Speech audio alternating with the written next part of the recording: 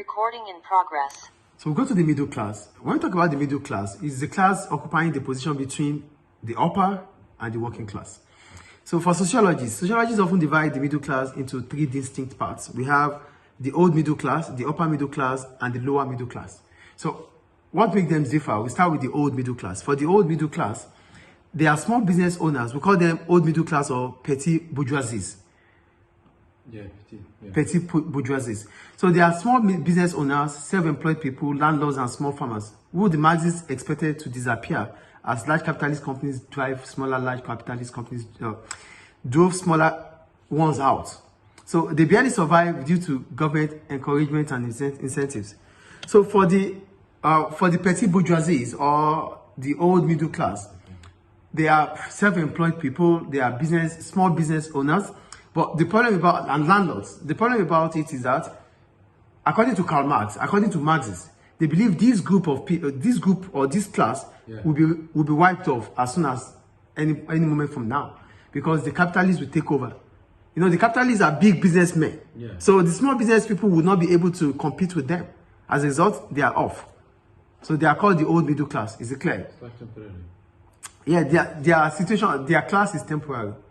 But one thing about class is that we don't call it class if it is a temporary position. It doesn't look good calling it class if it is going to be temporary. So that's about the old middle class. Then we have the upper middle class. For the upper middle class, they are professionals and managers. Weber described them as intelligentsia and specialists.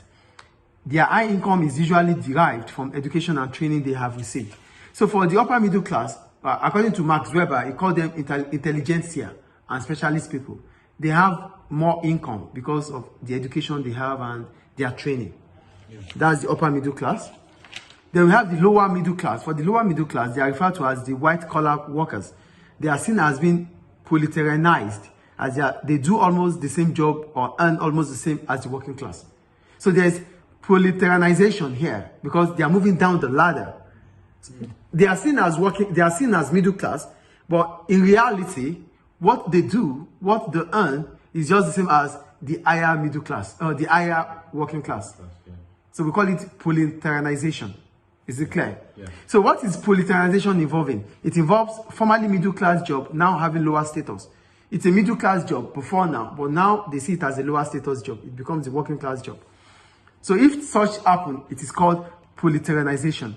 Another one is the middle class wages, falling relatively to working class age. So the middle class are earning, or the middle class wage has fallen to the same level as the working class. Changing conditions of employment. Maybe the middle class used to have holiday allowances, holiday, but now they don't have it anymore. They don't even go for holiday. So they are just like the working class that doesn't go for holiday. So that's proletarianization. Work changing to mechanization and automation. So now the jobs they do has been automated or has been mechanized. So they don't have jobs anymore.